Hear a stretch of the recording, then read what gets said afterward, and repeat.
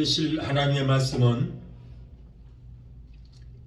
창세기 22장 1절로 14절까지입니다. 그 일 후에 하나님이 아브라함을 시험하시려고 그를 부르시되 아브라함아 하시니 그가 가로되 내가 여기 있나이다. 여호와께서 가라사대 네 아들 네 사랑하는 독자 이삭을 데리고 모리아 땅으로 가서 내가 네게 지시하는 한 산 거기서 그를 번제로 드리라. 아브라함이 아침에 일찍이 일어나 나귀의 안장을 지우고 두 사환과 그 아들 이삭을 데리고 번제에 쓸 나무를 쪼개어 가지고 떠나 하나님의 자기에게 지시하는 곳으로 가더니 제3일에 아브라함이 눈을 들어 그곳을 멀리 바라본지라. 이에 아브라함이 사환에게 이르시되 너희는 나귀와 함께 여기서 기다리라. 내가 아이와 함께 저기 가서 경비하고 너희에게로 돌아오리라 하고 아브라함이 이에 번제 나무를 취하여 그 아들 이삭에게 지우고 자기는 불과 칼을 손에 들고 두 사람이 동행하더니 이삭이 그 아비 아브라함에게 말하여 가로되 내 아버지 하니 그가 가로되 내 아들아 내가 여기 있노라. 이삭이 가로되 불과 나무는 있거니와 번제할 어린 양은 어디 있나이까. 아브라함이 가로되 아들아 번제할 어린 양은 하나님이 자기를 위하여 친히 준비하시리라 하고 두 사람이 함께 나가서 하나님이 그에게 지시한 곳에 이른지라. 이에 아브라함이 그곳에 단을 쌓고 나무를 벌려놓고 그 아들 이삭을 결박하여 단 나무 위에 놓고 손을 내밀어 칼을 잡고 그 아들을 잡으려 하더니 여호와의 사자가 하늘에서부터 그를 불러 가라사대 아브라함아 아브라함아 하시는지라. 아브라함이 가로되 내가 여기 있나이다 하매 사자가 가라사대 그 아이에게 네 손을 대지 말라. 아무 일도 그에게 하지 말라. 네가 네 아들 네 독자라도 내게 아끼지 아니하였으니 내가 이제야 네가 하나님을 경외하는 줄을 아노라. 아브라함이 눈을 들어 살펴본즉 한 순양이 뒤에 있는데 뿔이 숯불에 걸렸는지라. 아브라함이 가서 그 순양을 가져다가 아들을 대신하여 번제로 드렸더라. 아브라함이 그 땅 이름을 여호와 이레라 하였으므로 오늘까지 사람들이 이르기를 여호와의 산에서 준비되리라 하더라. 아멘. 기도하시겠습니다. 거룩하신 하나님 감사합니다. 오늘 또 부족한 점 쏘셔서 하나님 말씀을 태어나게 하여 주시니 감사합니다. 오늘 말씀을 태어날 때 성령께서 종의 입술에 기름붐이 넘치게 되게 도와주시고 이 말씀을 통해서 하나님의 세미한 음성을 듣게 하시고 은혜가 넘치는 축복의 역사가 있게 하여 주옵소서. 아버지 오늘 말씀을 증거할 때에 악한 원수 마귀에게 마음 뺏기지 않게 하시고 생각 뺏기지 않도록 성령께서 붙들어 주시고 종의 입술에 기름부심이 넘치게 되게 도와주시옵소서. 예수님의 이름으로 감사하며 기도합나이다. 아멘. 할렐루야. 오늘은 창세기 22장 1절로 14절로 본문에서 모리아산의 축복의 제단이라고 하는 제목으로 우리 함께 은혜를 받고자 합니다. 오늘 또 하나님께서 주시는 은혜를 삼아여 이 시간 주님 앞에 나와서 예배 드리는 성도 여러분에게 큰 은혜가 임하게 될 줄로 믿습니다. 우리 하나님께서 반드시 이 시간 여러분들의 발걸음이 헛되지 않도록 일생이 때 최고로 전무후무한 은혜로 갚아 주시게 될 줄로 믿습니다. 오늘 본문의 말씀은 여러분들이 너무나도 잘 아시는 아브라함이 그의 아들 이삭을 제단에 바치는 내용의 말씀입니다. 아브라함은 하나님의 축복으로 75세에 아들을 주시겠다고 약속을 받은 후에 25년이 지난 100세에 아들 이삭을 낳았습니다. 이 아들을 이삭이라고 이름을 지었어요. 이삭이라고 하는 이름의 뜻은 웃는다라고 하는 의미가 있습니다. 부모가 하나님 앞에서 그의 탄생과 관련하여 웃었다는 뜻에서 비롯된 이름인 것입니다. 이삭이 17세 되던 해에 하나님은 아브라함에게 사흘길을 가서 모리아 산이라고 있는 그 산에 가서 제단을 쌓고 그 아들을 번제로 드리라 이렇게 명령을 하셨어요. 하나님의 이 명령을 받은 아브라함은 지체치 아니하고 이튿날 아침 일찍이 떠나서 3일 길을 걸어서 드디어 모리아산에 도착을 했습니다. 성도 여러분, 이때의 아브라함의 심정을 한번 생각해 보시기 바랍니다. 옛말에 10손가락 깨물어서 아프지 않은 손가락 없다라고 했어요. 그런데 하물며 100세에 늦게 낳은 이 외아들을 그것도 죽여서 살을 불에 태우고 피를 제단의 번제로 바쳐야 하는 그런 아브라함의 심정은 여러분 이루 말할 수 없이 착잡했을 것입니다. 아마도 황금을 내놓으라 하면은 아유 황금 여기 있습니다라고 기꺼이 내어 놓았을 것입니다. 차라리 너의 목숨을 내게 바치라라고 하면은 아브라함은 오히려 가벼운 마음으로 자기 목숨을 바칠 수도 있었을 것입니다. 그러나 아브라함은 하나님으로부터 100세에 난 그 아들을 번제로 바치라는 그 명령을 받았을 때 얼마나 마음이 아프겠어요. 그렇다고 지체지 않았습니다. 그 즉시 순종했어요. 부인인 사라에게 말을 하면 방해를 받을까 봐서 사라에게 말도 하지 않고 새벽 미명에 아들의 시신을 태울 장작을 그 제물로 바칠 아들 이삭에게 짊어지게 하고 그리고 모리아산으로 일찍 떠났어요. 하나님 명령에는 절대 여러분 우리가 지체할 수 없습니다. 내 마음대로 순종하지 않을 수 없는 것입니다. 하나님 다음에 하겠습니다라고 연기할 수도 없습니다. 오직 순종만 있게 될 것입니다. 하나님이 명령하시면 예만 있을 뿐이에요. 아브라함도 그 즉시 순종했어요. 예 알겠습니다. 여러분 하나님의 명령에 아브라함은 예만 있었어요. 아멘만 있었습니다. 아브라함은 산 아래에 사환 둘을 머무르게 하고 그리고 너희는 나귀와 함께 여기 기다리라. 내가 아이와 함께 저기 가서 예배하고 우리가 너희에게로 돌아오리라 라고 22장 5절에 이렇게 말씀을 했습니다. 아브라함은 번제에 쓰일 나무를 아들 이삭에게 지우고 아브라함 자신은 칼과 불을 들고 모리아산 정상을 향하여 올라갔습니다. 아무래도 아버지에게서 이상한 느낌을 받은 이삭이 물었습니다. 내 아버지요, 불과 나무는 여기 있는데 번제할 어린 양은 어디 있나이까?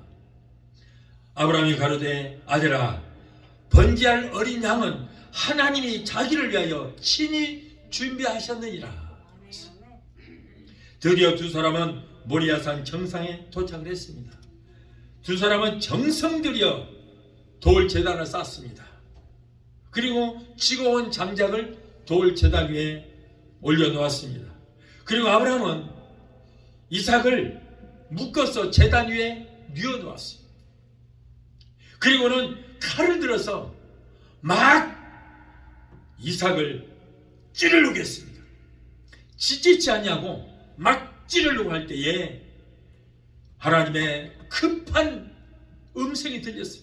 아브라함아, 아브라함아, 그 아이에게 네 손을 대지 말라. 아무도 그에게 하지 말라. 네가 네 아들 네 독자라도 내가 아끼지 아니하였으니 내가 이제야 네가 하나님을 사랑하고 경외하는 줄을 내가 알아노라. 네가 하나님을 얼마나 사랑하는 줄을 내가 알아노라. 너는 나의 시험에 합격하였다. 그리고 아브라함이 둘러보니 뒤에는 한 마리의 순양이 뿔이 수풀에 걸려 있었다는 거예요. 아브라함은 그 순양을 잡아서 번제로 드렸습니다. 여러분, 하나님은 이 아브라함을 시험하셨던 거예요. 시험했는데 완전히 합격했어요. 죽이는 척 하지 않았습니다. 찌르는 척 하지 않았습니다. 정말 찔렀습니다. 그랬더니 하나님도 얼마나 다급했는지 아브라함아, 아브라함아, 네 하던 일을 멈춰라. 성도 여러분, 오늘 우리들은 아브라함과 이삭이 모리아 산에서 쌓은 제단을 통하여 오늘 또 하나님께 제단을 쌓고 예배드리고 마음과 뜻과 정성을 다하여 예배하고 기도할 때 주시는 축복에 대해서 우리가 함께 은혜를 받고자 합니다. 오늘 예배를 잘 들으신 분은 오늘 여러분 아브라함이 받았던 그 축복을 저와 여러분들도 이 시간에 받게 될 줄로 믿습니다. 첫째로 모리아산의 제단은 은총의 제단이었다. 이삭은 돌단 위에서 다시 살아났어요. 아브라함은 아들 이삭을 드리는 척하지 않았어요. 아들을 찌르는 척하지 않았어요. 실제로 하나님 앞에 드렸습니다. 이삭의 나이 17세, 혈기왕성한 나이에 117세나 되는 늙은 아버지를 밀쳐버리고 얼마든지 도망할 수 있었음에도 불구하고 그는 순순히 제물이 되어서 아버지 말씀에 순종하여 발가벗겨진 몸이 밧줄에 묶인 채로 칼날이 자기 몸을 갈기갈기 찢기만 기다리고 단위의 장작더미에 그대로 누워있었다. 피하지 아니했어요. 하나님께 드린다니 자기 자신을 선뜻 드리기로 마음먹었어요. 아버지의 말씀에 순종하기로 그는 결심을 했습니다. 아버지 아브라함은 칼로 이삭의 배를 힘껏 찌르는 순간에도 그는 꼼짝도 하지 않고 피하지 않았습니다. 하나님은 이 모습을 보시고 다급하게 아브라함아, 아브라함아, 너희 하던 일을 멈춰라. 이제는 너희 마음을 다 알았다. 내가 너희 아들을 내가 이미 받았다. 이삭아, 네 마음도 이미 내가 받았다 하고 막으셨어요. 여러분, 하나님이 진짜로 그 생명을 거둬가시겠습니까? 시험하신 거예요. 그러나 아브라함은 하나님께서 그를 시험한다고 생각하지 않냐고 실제로 그 아들을 온전히 드리려고 그렇게 했던 것입니다. 정말로 하나님의 은총의 순간이었어요. 여러분, 이미 이삭은 하나님 앞에 드려졌습니다. 이미 하나님께서 그를 받으셨습니다. 이삭이 죽어야 할 제단에는 이삭 대신 양이 죽어서 제물이 되어 있었습니다. 우리는 이 부분에서 한 가지 의문점이 있습니다. 도대체 그 양이 어디서 생겼을까? 어디서 나왔을까 하는 거예요. 산 지형으로 봐서 그것은 양을 칠 만한 장소가 아니었습니다. 지나가다가 숯불에 걸린 것도 더더욱 아닙니다. 이 양은 이삭의 생명을 위하여 하나님께서 이미 미리서 예비를 해 놓으신 거예요. 하나님은 예비하시는 하나님, 하나님은 준비하시는 하나님, 여호와 이레 하나님이신 줄 믿습니다. 우리를 위해서 하늘 창고에 모든 것을 다 예비를 해 두셨다가 하나님의 자녀들이 하나님 이것도 필요합니다, 저것도 필요합니다라고 필요한 것을 달라고 기도할 때 하나님께서 하나님의 자녀들이 필요한 것을 내려주시는 여호와 이레 준비하시는 하나님이십니다. 우리를 위해서 모든 것을 다 예배해 두셨어요. 모든 걸 다 준비해 두셨습니다. 그리고는 뭐라고 그래요? 너는 내게 부르짖으라. 내가 준비한 모든 것을 네게 주리라.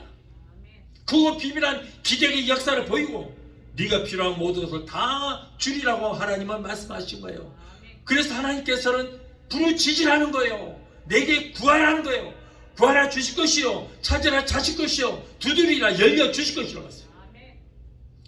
우리를 위해서 모든 것을 다 준비하시는 하나님이시어서 믿으시 바랍니다.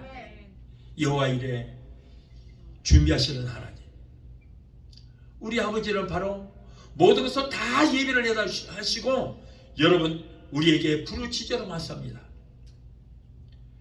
하나님은 우리를 위해서 모든 걸 예비하시고 이렇게 성도가 기도하면은 준비한 것을 다 하나하나 하늘에서 내려주시는 거예요. 아멘. 베드로가 밤이 맞도록 그물질을 했습니다. 그러나 한 마리의 물고기도 잡지를 못했어요. 그런데 예수님께서 베드로의 배를 잠깐 빌려 쓰셨습니다. 그런데 여러분, 예수님은요 절대 공짜를 좋아하시잖아요. 절대 공짜가 없어요. 베드로의 배를 잠깐 빌려 쓰시고 많은 무리들에게 말씀을 증거하셨어요. 그리고 그 대가가 뭡니까? 자기의 배는 물론이고 친구의 배까지 가득 채우는 그러한 축복을 받게 된 거예요. 아멘. 그러면 예수님께서는 그 많은 고기를 어떻게 해서 잡게 하셨는가? 어떻게 해서 많은 고기를 잡았을까? 베드로가 밤이 맞도록 밤새 그물을 내렸지만은 멸치 새끼 한 마리도 못 잡았거든요. 그런데 예수님께서 기쁜 곳에 그물을 내리라고 그랬더니 자기 배는 물론이고 친구의 배까지 가득 채우는 그런 역사가 일어났는데, 그러면은 어떻게 해서 이렇게 많은 고기를 잡았을까? 어떻게 해서? 밤새 고기를 잡아도 한 마리 고기도 잡지 못했는데 예수님 말씀의 명령에서 그물을 내렸더니 그물이 찢어질 정도로 잡혔더라. 왜 그랬을까요? 갈릴리 호수의 모든 고기들을 주님께서 다 끌어모아다가 베드로의 그물 속에다 다 집어넣어준 거예요. 여러분, 이삭이 얻은 생명은 하나님이 주신 은총입니다. 아브라함은 모리아 산에 올라가면서 하나님이 친히 번제할 양을 준비를 해 두셨을 것이다 라고 말했어요. 하나님이 이삭을 살린 것은 이삭 때문이 아니라 아버지 아브라함 때문이었어요. 아버지의 순종 때문에 그 아들이 살아난 줄로 믿습니다. 하나님이 이삭을 살린 것은 이 아브라함, 그렇게 귀한 자식을 바치라고 하는데 아끼지 아니하시고 아끼지 않고 하나님께 드렸기 때문에 그 아들이 살아나는 역사가 일어난 거예요. 분명히 하나님은 아브라함에게 네가 네 아들 독자라도 내게 아끼지 아니하였으니 내가 이제야 네가 나를 경외하는 줄을, 얼마나 네가 나를 사랑하는 줄을 내가 알았다. 여러분, 솔로몬이 복을 받은 것은 솔로몬이 하나님께 잘해서가 아닙니다. 그 아버지 다윗이 하나님 앞에 순종하고 하나님을 잘 섬겼기 때문에 그 자식 솔로몬이 복을 받은 거예요. 여러분, 이삭이 살아난 것은 뭐예요? 아버지 아브라함의 순종 때문에 이삭이 살아난 거예요. 우리도 하나님께 순종만 하면 내게만 복을 주실 뿐 아니라 자자손손 복을 받게 될 줄로 믿습니다. 성경에 보면 노아의 홍수가 끝나고 둘째 아들 함은 아버지를 존경치 아니하고 아버지를 무시했기 때문에 그가 저주를 받았어요. 자자손손 저주를 받았습니다. 자식들이 저주를 받았어요. 그 아버지의 실수예요. 그러나 큰아들 셈과 막내 아들 야벳은 하나님 아버지를 존귀히 여기고 존중하고 순종했기 때문에 하나님께서 그 셈의 후손들과 야벳의 후손들에게 오늘날까지도 그들에게 복을 내려주신 줄로 믿습니다. 자자손손 복을 받는 거예요. 부모가 어떻게 하느냐에 따라서 그 자손들이 복을 받아요. 여러분, 이렇게 우리가 하나님 앞에 순종하고 하나님을 잘 섬기면은 나도 복을 받을 뿐 아니라 내 자자손손 복이 임하게 될 줄로 믿습니다. 이것이 바로 성경적이에요. 그러나 아담 한 사람이 하나님 앞에 범죄함으로 말미암아 그의 후손들이 모두가 다 저주를 받았잖아요. 6,000년이 지난 오늘날까지도 저주를 받았어요. 자, 둘째로 모리아산의 제단은 대속의 축복을 받는 제단입니다. 이삭을 대신하여 죽은 양은 대속의 제물이었어요. 이삭이 번제로 주게 할 것을 양이 대신 번제로 드려졌습니다. 이삭을 번제로 드린다는 것이 얼마나 끔찍한 일인지 여러분 한번 생각해 보십시오. 여러분, 사람을 제물로 드리게 되면은 죽여서 얼마나 잔인하게 불에 태워서 드려야 되는지 몰라요. 여러분, 만일 이삭을 제물로 하나님께 드린다면 먼저 이삭을 칼로 찔러 죽여야 되거든요. 그리고 피를 받아서 그 피를 제단 사면에 뿌려야 되는 것입니다. 그런데 이 피는 뭘 상징합니까? 우리의 죄사함을 말하는 거예요. 성경에는 히브리서 9장 22절에 피 흘림이 없은즉 죄사함이 없느니라 라고 했어요. 자, 그래서 그 다음 죽인 다음에 그 다음에 어떻게 돼요? 가죽을 벗겨야 돼요. 가죽을 벗기는 것은 거짓과 위선과 외식을 모두 벗겨버리는 것을 말하는 것입니다. 그리고 그 다음에 뭐 해야 돼요? 각을 떼야 돼요. 각을 떼는 것은 팔, 다리를 절단한다는 것을 말하는데 세상으로 향하던 팔과 죄짓던 손을 모두 다 절단해 버리는 것을 말하는 거예요. 손과 발을 다 잘라버려야 돼요. 그리고 그 고기를 각을 뜨는 이유는 제물에 상처나 먼 자국이 있는가, 자, 이것을 보기 위한 거예요. 그 재물의 각을 떠서 만일 그 재물이 상처가 있든가 멍든 것이 있고 흠이 있으면은 그 재물은 절대 하나님 앞에 드리지 못하고 그거는 소각을 시켜버려야 되는 거예요. 이 말씀은 우리가 하나님께 예배 드릴 때에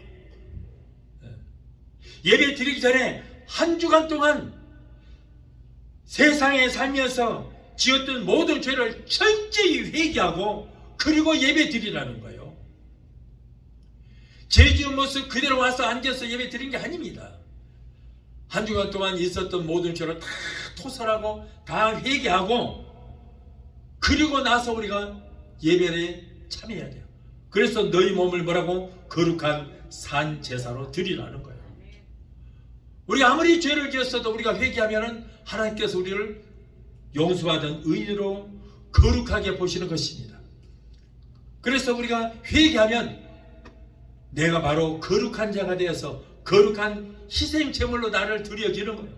그럴 때 나를 받으시는 거예요. 그것이 바로 예배인 것입니다. 그래서 여러분 이 짐승을 잡으면은 각을 떠, 살이 탁 각을 떠. 그 안에 흠이 있는지 어떤 멍자국이 있는가. 그래서 각을 떠서 깨끗한 것만 하나님께 드리지 만일에 거기에 상처가 있고 흠이 있고 그러면은 그 제물은 드리지 못하고 소각을 시켜야 돼요. 여러분 우리들도 하나님이 기뻐하시는 거룩한 산 제사로 나를 제물로 드리기 위해서는 철저하게 회개하십시오.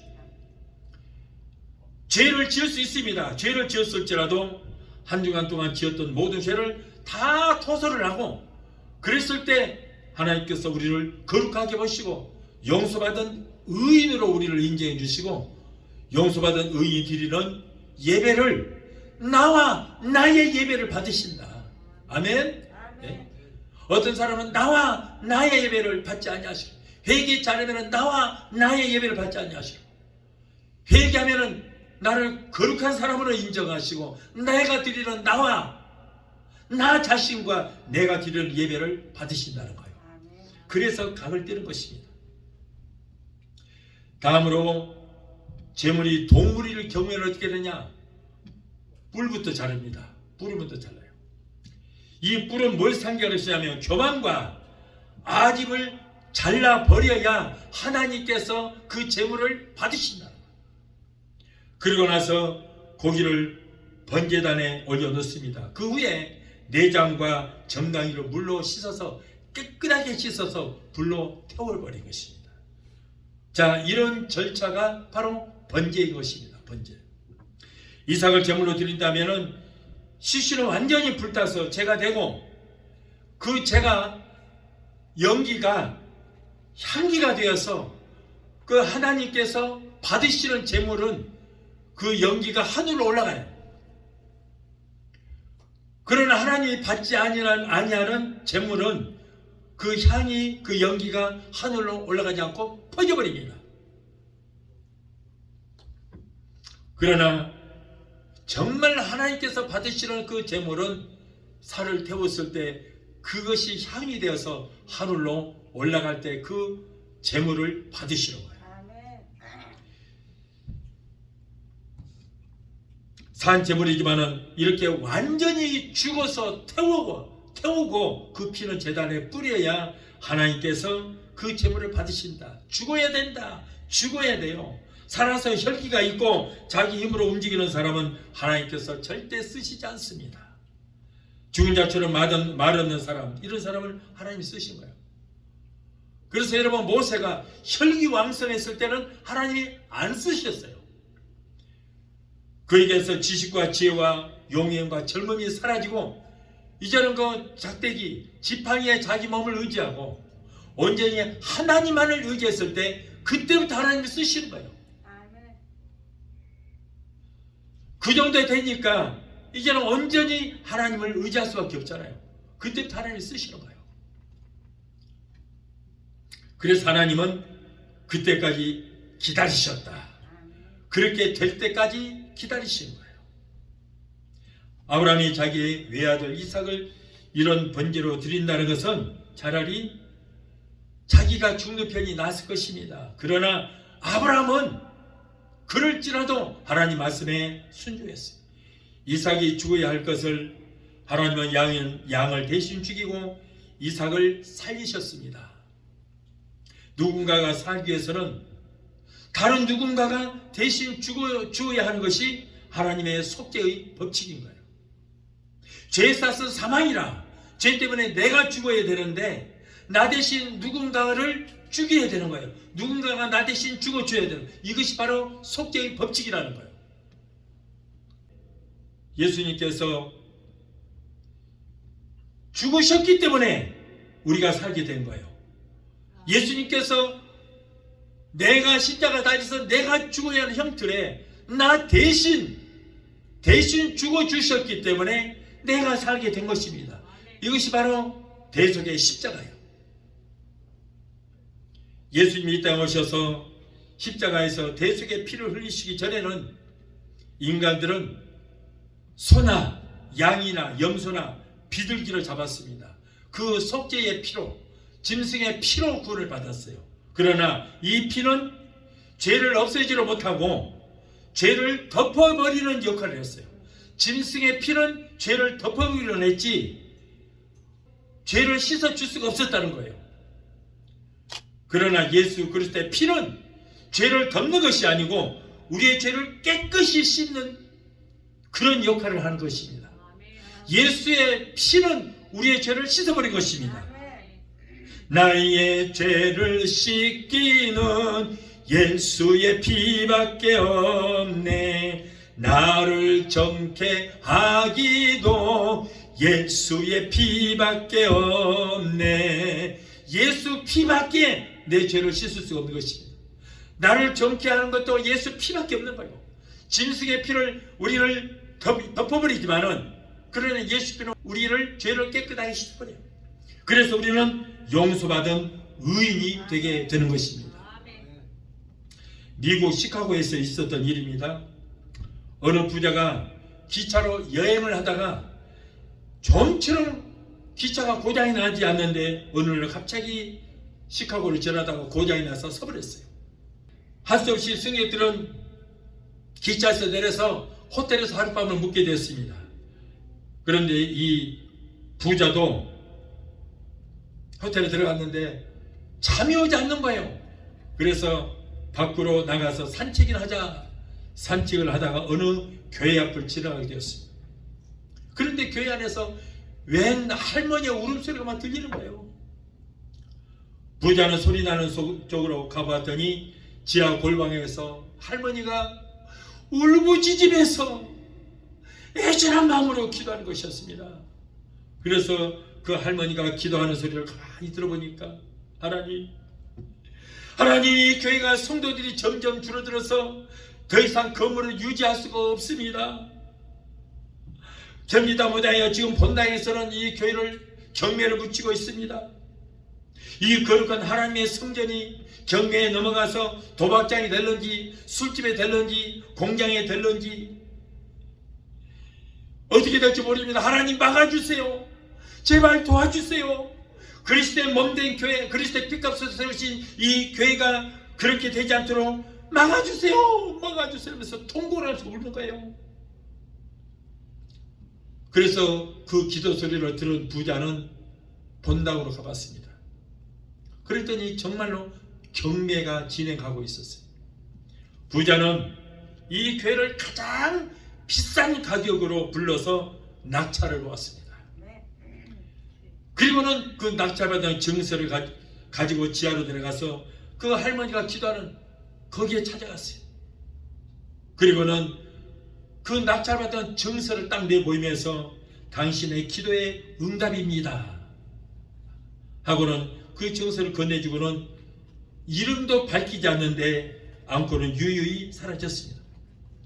여러분, 하나님께서 이 땅에 그 교회를 사랑하는 애절한 눈물의 기도를 들으시고 그리스도의 몸된 교회를 지키기 위해서 시카고로 지나가던 기차가 멈추게 하시고, 그리고 부자의 발걸음을 교회로 향하게 하시고, 그 할머니의 눈물 섞인 그 기도를 듣게 하시고 그 마음의 감동을 받게 하셔서 결국에는 그 교회를 지키게 하다. 여러분, 그런데 이렇게 하나님은 그리스도의 피값으로 세우신 교회를 이렇게도 사랑하시는데, 요즘에 어떤 목사들은 도적놈의 목사들이 있어요. 있습니다. 도적놈들이 있어요. 교회를 마치 자기 소유이냐만 팔아먹어요. 그런 사람이 있습니다. 여러분, 그 교회 지을 때 자기가 단돈 일부를 하나라도 건축허금 낸 거 있습니까? 남의 교회 후임으로 들어갔다가 교회 다 망쳐놓고 교회 성도 다 쫓아내고, 그리고는 그 교회를 자기 것이냐 덜럭 팔아먹는 사람들이 있어요.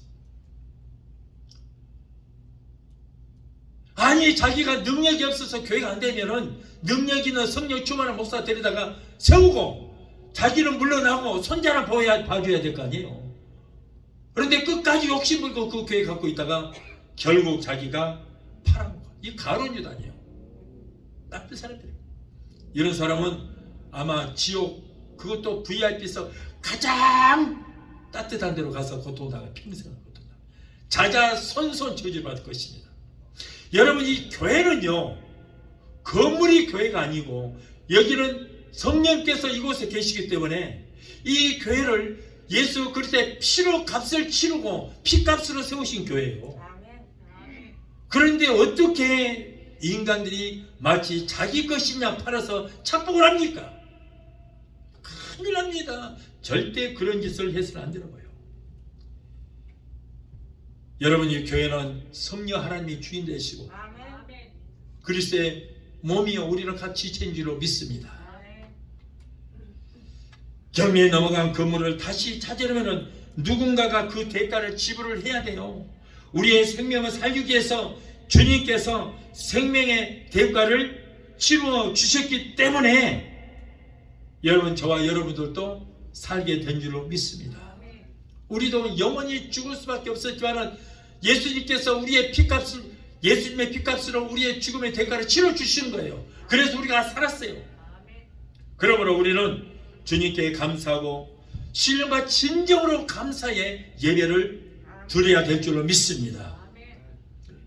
셋째로, 모리아산의 제단은 축복을 받은 제단이다. 아브라함이 모리아산에 쌓은 제단은 축복의 제단이었어요. 본문 16절 18절에 이르시되 여호와께서 이르시기를 내가 나를 가리켜 맹세하노니 네가 이같이 행하여 네 아들 네 독자도 아끼지 아니하였은즉 내가 네게 큰 복을 주고 네 씨가 크게 번성하여 하늘의 별과 같고 바닷가의 모래와 같게 하리니 네 씨가 그 대적의 성문을 차지하리라. 또 네 씨로 말미암아 천한 만민이 복을 받으리니 이는 네가 나의 말을 준행하였음이라 하셨다 아니라. 보세요, 아브라함의 그 순종 때문에 네 씨로 말미암아 천한 만민이 복을 받을 것이다. 네 자자손손 복을 받을 것이다. 한 사람의 순종으로 말미암아, 한 사람이 하나님을 잘 섬김으로 말미암아 자자손손 복을 받는 축복을 받게 된 거예요. 아브라함은 모리아산의 제단을 통하여 하나님으로부터 그의 믿음과 하나님을 자기 자식보다, 자신보다 더 사랑한다는 그 사랑하는 마음에 인정을 받았고 그 다음에 무수한 복을 받았어요. 또한 이삭도 그로 말미암아 천한 만민이 복을 얻는 축복뿐 아니라 원수 마귀를 멸망시키고 인류를 구원하실 메시아의 조상이 되는 확실한 축복을 받았습니다. 이보다 더 큰 축복이 어디 있습니까? 이후에 이삭은 엄청난 물질의 복도 받았는데 흉년에 첩박한 땅에다가 농사를 지었음에도 불구하고 100배의 수확을 얻어서 거부가 되었습니다. 아무리 첩박한 땅이라도 다른 사람이 거기다가 우물을 파면은 물 한 방울 나오지 않은 그 자리에 이삭이 우물만 파면은 물이 쏟아져 나와서 얼마나 농사가 잘 됐는지 몰라요. 거부가 되었습니다. 아브라함이 하나밖에 없는 아들을 하나님 앞에 드렸더니 하나님도 하나밖에 없는 외아들을 아브라함의 가정에 보내주신 거예요. 여러분, 이삭의 줄기에서 이렇게 예수님께서 탄생하신 거예요. 하나님은 심은 대로 거두게 하시는 하나님입니다. 자, 마지막 넷째로 모리아산의 제단은 하나님이 모든 것을 준비해 주시는 제단입니다. 아브라함이 이삭을 바치려다가 양을 바친 그 땅은 이후에 사람들이 여호와 이레다, 오늘날까지 여호와 이레라고 부르고 있습니다. 하나님이 모든 것을 다 준비해 주셨다는 거예요. 모든 걸 다 예배하셨다는 거예요. 하나님이 이삭 대신 양을 준비하셨다고 해서 여호와 이레라고 한 것입니다. 하나님이 모든 것을 다 준비하셨어요. 우리를 위해서도 다 예배하신 줄 믿습니다. 이삭이 장작을 치고 모리아산에 오르면서 내 아버지여, 불과 나무는 있거니와 번제할 어린 양은 어디나이까라고 물었을 때 아버지 아브라함이 얼마나 마음이 아팠겠어요. 그 말을 들을 때 얼마나 슬펐겠어요. 그러면서도 아들아, 번제할 어린 양은 하나님께서 자기를 위하여 친히 예비하셨느니라. 여러분, 그 말대로 정말 하나님께서 준비해 주셨잖아요. 믿음대로 이루어졌습니다. 하나님 우리가 말한 대로 다 성취해 주십니다. 하나님은 모든 것을 준비해 주시는 하나님이십니다. 하나님은 아브라함이 3일 전 모리아산을 향해서 집을 떠날 때에 그때부터 하나님은 양을 이미 다 예비를 해 두셨어요. 아브라함이 순종하고 집을 떠날 때 그때부터 하나님은 이미 양을 다 예비를 해 두셨습니다. 여러분, 하나님은 우리에게 무슨 명령을 하시든지 우리에게 명령하실 때 하나님께서는 벌써 모든 것을 우리를 위해서 다 준비를 하고 계시는 거예요. 아멘. 우리 하나님 말씀에 명령하실 때 순종할 때에 하나님의 자녀들에게 주실 축복을 동시에 다 예비를 하고 계시는 것입니다. 그래서 우리가 순종만 하면 예비하신 것을 다 우리에게 내려주시는 거예요. 그러므로 하나님이 명령하신 것은 곧 축복의 시작이다. 우리에게 축복 주시기 위해서 명령하신 거예요. 정말로 신나는 순간입니다. 하나님께서 무엇인가를 바치라고 하실 때는 그 사람을 축복해 주시기 위해서 심으라고 말씀합니다. 심어라. 심지 않은 데서 거둘 수 없다. 무엇이든지 심는 데서 거기에서 싹이 나고 거둘 수 있다는 거예요. 여러분, 밭에다가 콩알을 심으면 몇 개를 심어요? 보통 3개를 심습니다. 그래서 하나는 지나가는 야 땅쥐야 너도 하나 먹어라.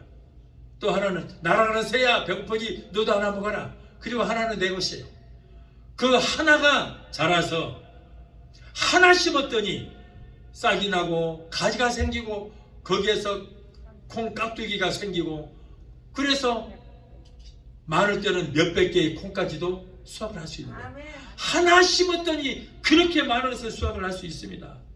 하나님의 말씀이, 하나님의 명령이 우리가 생각하기에는 부당한 것 같고 또 행하기 어려운 것 같아도 하나님의 명령은 그 자체가 벌써 은혜요, 그 명령 자체가 은총이요 축복인 것을 우리는 믿어야 할 줄 믿습니다. 아무에게나 명령하는 거 아니에요. 축복 받을 사람에게만 주시는 거예요, 명령. 여러분, 이 믿음이 절대 우리에게 필요합니다. 믿음이 없이는 하나님을 기쁘시게 할 수 없다고 히브리서 11장 6절을 말씀하고 있어요. 하나님이 주일 성수를 잘해라고 명령하실 때에는 하나님은 벌써 그 말씀대로 순종하는 자에게 주실 은총과 은혜와 축복을 다 예비를 하고 계시는 거예요. 하나님이 11조를 드리라 라고 명령하실 때는 하나님은 말씀대로 순종하는 자에게 창고에 쌓을 곳이 없도록 복을 부어주시고 황충을 금하며 기한전에 떨어지지 않는 예비한 축복을 쏟아 부어주시기 위해서 11조를 하라고 말씀한 거예요. 하나님은 무엇인가를 요구하실 때에 절대 여유롭게 사는 사람들에게 명령하시지 않더라고요. 정말 힘들게 어려운 가운데 사는 사람들에게 꼭 명령하시게. 왜 그래요? 그 사람에게 축복 주시게 하고.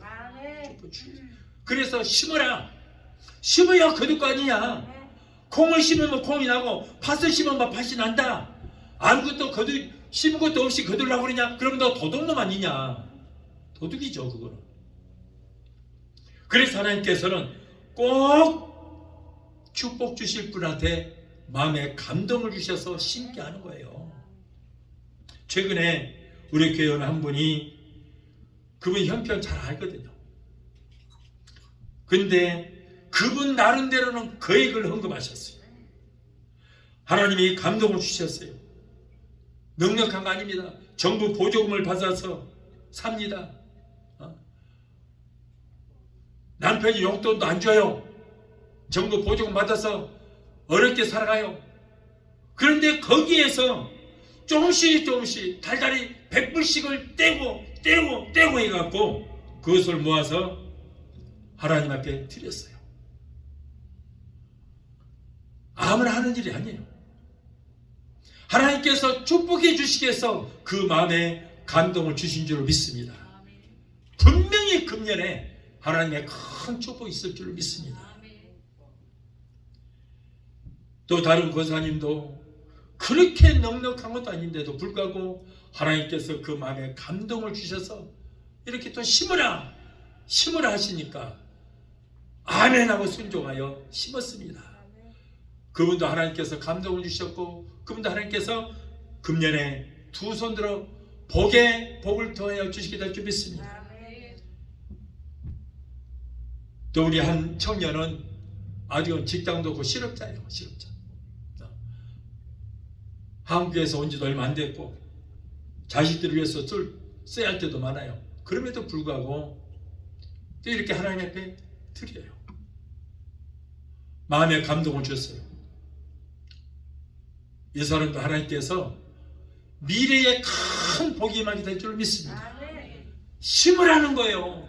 그래야 거두지. 하나님은 최하 얼마를 거두게 하신다고? 최하가 30배요. 60배, 100배를 거두게 하시는 거예요. 와, 주식 사는 것보다 낫네. 은행에다가 투자하는 것보다 훨씬 낫네. 60배, 100배를 수확을 할 수 있다니 얼마나 큰 축복이에요. 하나님께서 그렇게 복을 내려주시게 될 줄로 믿습니다. 하나님은 항상 우리 인간에게 요구하실 때 최상의 것을 요구하십니다. 그래서 레위기에 보면 하나님은 내게 흠없는 것을 드리라, 첫 열매를 드리라, 첫 새끼를 드리라고 말씀하여 아브라함도 최상의 것을 아브라함에게 요구하셨고 아브라함도 최상의 것을 드렸어요. 최상의 것을 드렸더니 하나님은 더 좋은 것을 주셨어요. 이것이 바로 하나님의 축복의 법칙인 줄로 믿습니다. 베세다 들녘에서 물고기 2마리와 보리떡 5개를 자기 혼자 먹기도 지극히 부족한 것을 예수님의 손에 올려드렸더니 예수님께서는 그것을 가지고 축사하시자 2만여 명이 실컷 먹고도, 배부르게 먹고도 12강주리가 남는 그런 엄청난 축복을 받게 되지 않았습니까? 여러분, 아브라함이 아들 이삭을 하나밖에 없는 외아들을 하나님께 드렸더니 하나님도 그 가정에 당신의 외아들을, 예수를 그 가정에 보내주신 거예요. 이렇게 엄청난 복을 주셨고 그 아들은 바로 하나님께서 주셨던 그 예수를 통하여 인류가 구원을 얻는 그런 놀라운 축복을 받게 되었던 것입니다. 사랑하는 성도 여러분, 어린아이처럼 구걸하는 사람들처럼 맨날 달라고만 하지 마시고 올해부터는 하나님께 먼저 드리는 성숙한 믿음을 갖게 되시기를 예수 이름으로 축원합니다. 어떤 사람은 그래요. 하나님, 이것도 주시고 저것도 주시고 이것 해주시고 저것 해주시면은 그 다음에 하나님께 내가 바치겠습니다. 하나님은 절대 그 기도에 응답하지 않습니다. 내가 먼저 심어야지. 하나님 이거 해주시면 내가 드리겠습니다. 하나님이 거지야? 그런 기도는 절대 하나님이 응답하시지 않습니다. 하나님께 맡겨놓은 것도 아닌데 맨날 염치없이 달라고만 하면 하나님께서는 주시지 않습니다. 먼저 하나님께 몸 드리고 마음 드리고 시간 드리고 땀 드리고 달란트 드리고 재능을 드리고 물질 드려서 하나님을 섬기시 바랍니다. 그러면 하나님은 절대로 우리 것을 공짜로 받으시지 않습니다. 하나님은 절대 공짜가 없어요. 내가 땀 한 방울만 들여도 하나님께서 우리에게 수천 배 수만 배로 우리에게 갚아 주실 것입니다. 최하가 얼마라고요? 30배, 60배, 100배, 만 배로 하나님께서는 우리에게 갚아 주시는 축복이 하나님이신 것입니다. 그 축복을 하나님은 오늘도 이미 다 예배를 하시고 다 준비하시고 우리에게 주시기를 기다리고 계신 줄로 믿습니다. 우리 찬양 반복하시고 기도하시겠습니다.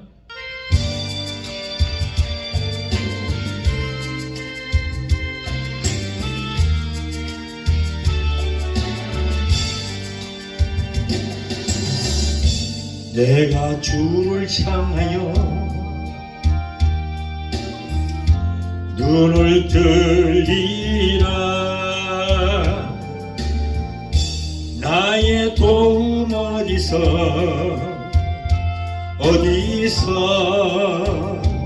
오나.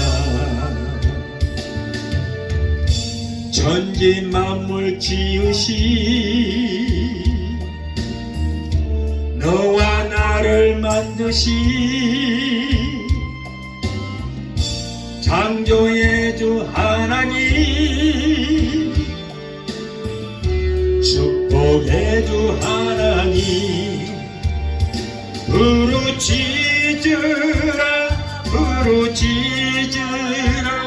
너는 내게 부르짖으라. 응답하리라 그곳 비밀한 일 내게 보이리라. 내가 주를 향하여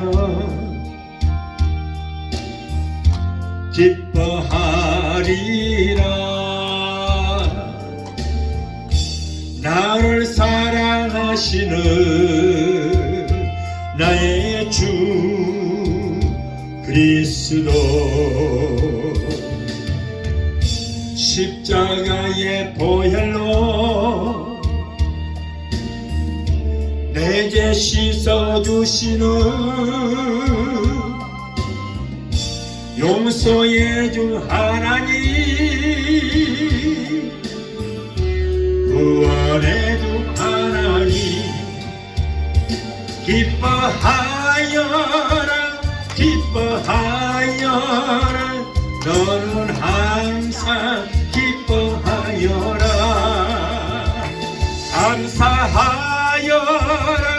감사하여라 그곳 놀라운 일 내게 보이리라. 내가 주를 향하여 감사하리라. 나를 도와주시는 나의 주 성령이 환난 고통 당할 때 나를 보호하시는 능력의 주 하나님, 생명의 주 하나님, 찬양하여라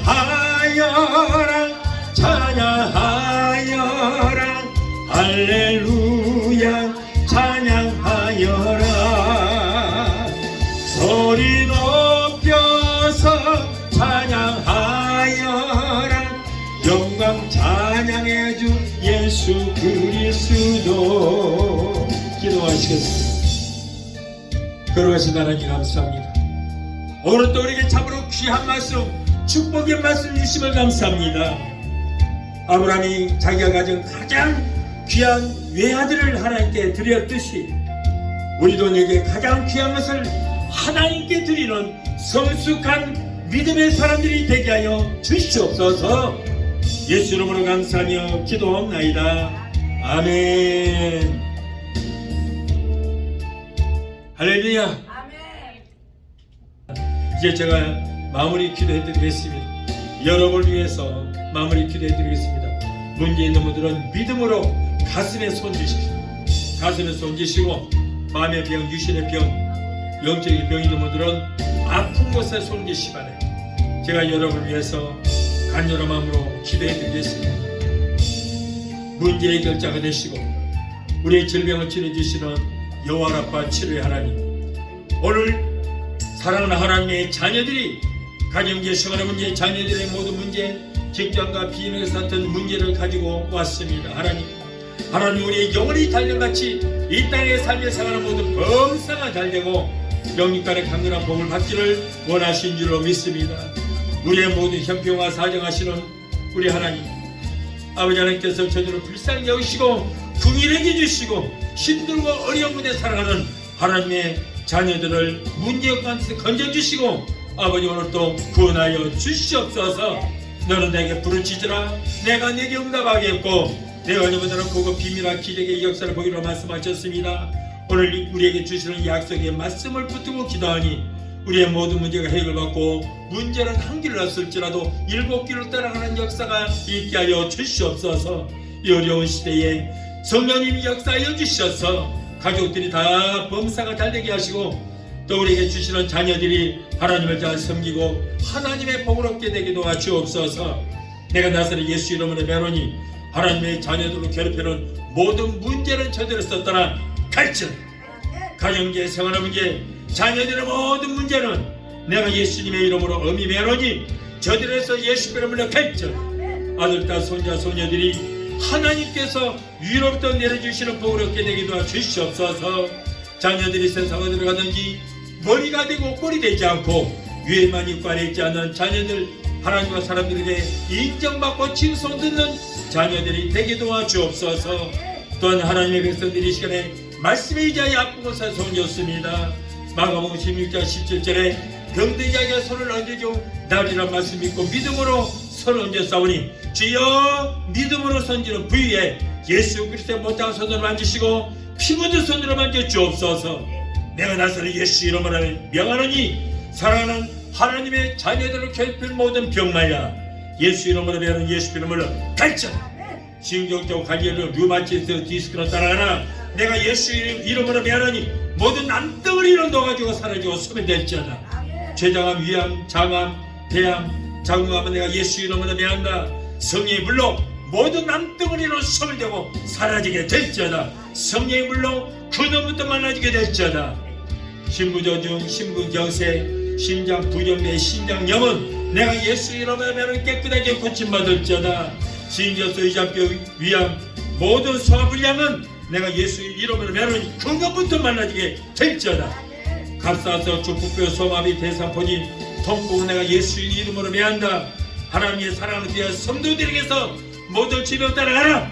우울증, 공황장애, 불면증, 폐쇄, 공포증을 가져다주는 낙하고 저주받은 원수마귀 귀신들아 저들에서 예수 이름으로 갈증, 너희들은 상관이 없다. 하나님의 자녀들에서 묶임을 놓으라. 예수 이름으로 갈증. 하나님 고쳐주시니 감사합니다. 하나님 치료주시니 감사합니다. 믿음의 기도는 병든 자를 구하느니 주께서 저희를 일으키시라고 말씀했습니다. 여호와를 경외하는 너희들은 의로운 해가 떠올라서 치료하는 광선을 바라리니 너희가 나가서 외양간에서 나온 송아리처럼 걷기도 하고 뛰기도 하고 말씀하셨습니다. 예수 그리스도를 죽은 자 가운데서 살리시는 이의 영이신 성령께서 우리의 죽을 몸도 다 살게 되기도 하 주시옵소서. 아버지 하나님, 저 한국에 있는 아버지여 변재현 박사 교수도 하나님께서 구일해 주셔서 귀의 나팔관도 깨끗하게 찔러주시고 아버지 모든 어지럼증도 깨끗하게 고쳐 주시옵소서. 병든 자에게 손을 얹어달라고 말씀하셨사오니 오늘 약속의 말씀을 붙들고 기도합니다. 치료하여 주시옵소서. 내 믿음대로 될 길을 말씀하시고 치료의 감사를 베풀어 주시옵소서. 아기를 갖기를 원하나 수되지 못한 부부들에게 하나님 하루를 태를 열어주셔서 아버지 금년에는 꼭 아이를 생산하게 되기도 하 주시옵소서. 사랑하는 하나님의 자녀들은 아버지 감기 한 번도 걸리지 않도록 머리부터 발까지 깨끗하게 예수님으로 덮어주시고 성령의 불땀과 불금을 막아주시고 요즘에 또 코로나가 번지다고 합니다. 하나님 철저하게 막아주시고 지켜주시옵소서. 오늘 또 종의 기도를 들으시고 문제를 해결해 주신 하나님 감사합니다.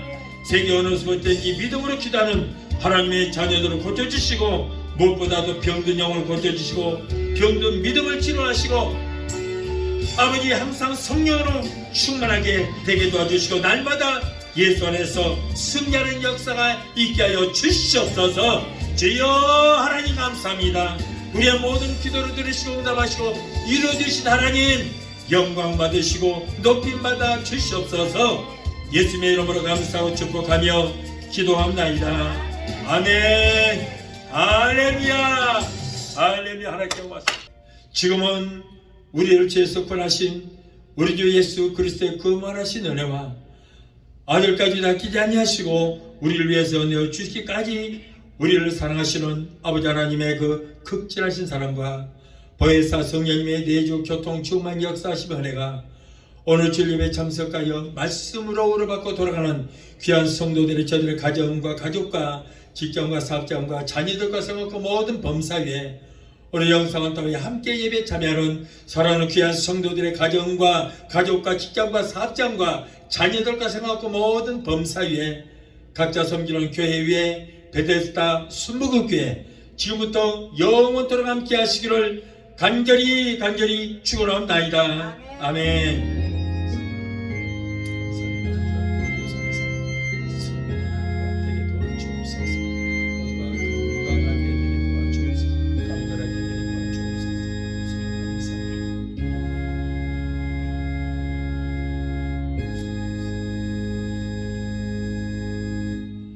할렐루야.